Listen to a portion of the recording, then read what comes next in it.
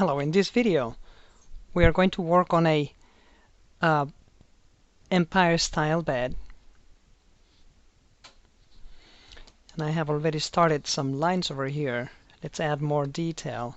We have a wonderful eagle over here, which I will finish just using a pencil just to get extra lines going. The eagle is kind of looking sideways, so I'll add something like that, and then I can work on the extra details later. At least that would get me started. Let's work on this fabric over here, all the swags and details. Let's add some detail like this. Now I'm going to add some vertical lines by hand, not using a ruler, just to make the rest down over here. This looks like a German design, but it could be French too.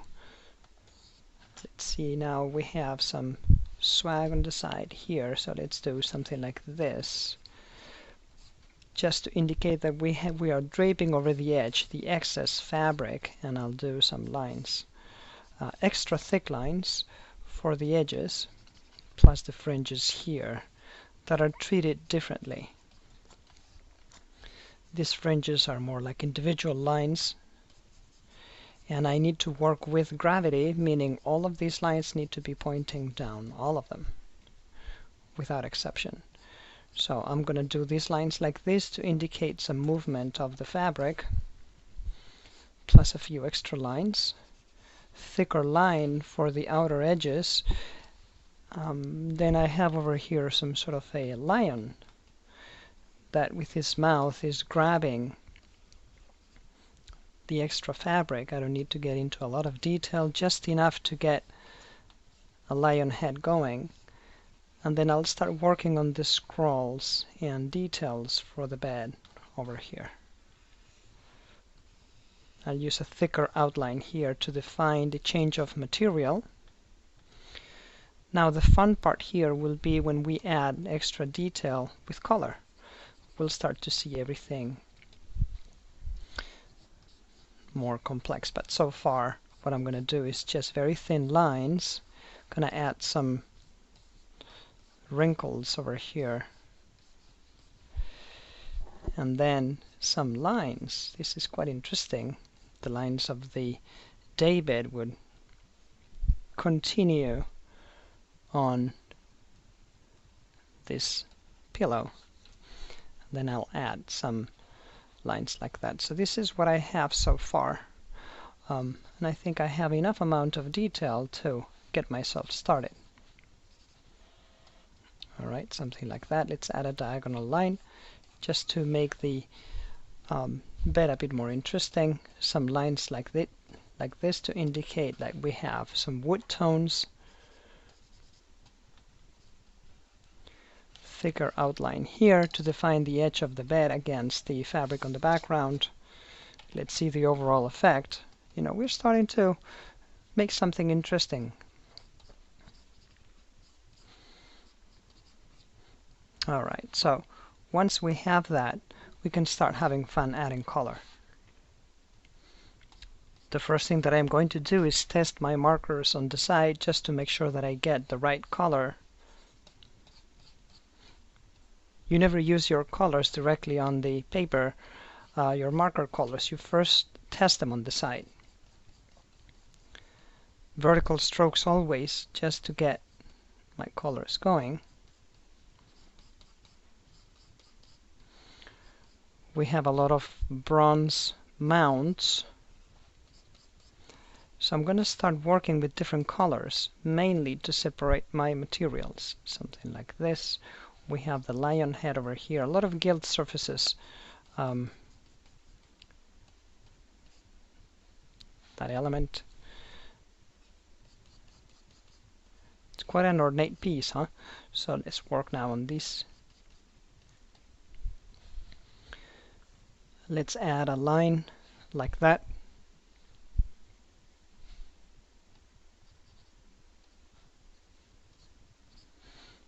Now I'm going to work with a darker marker tone for details.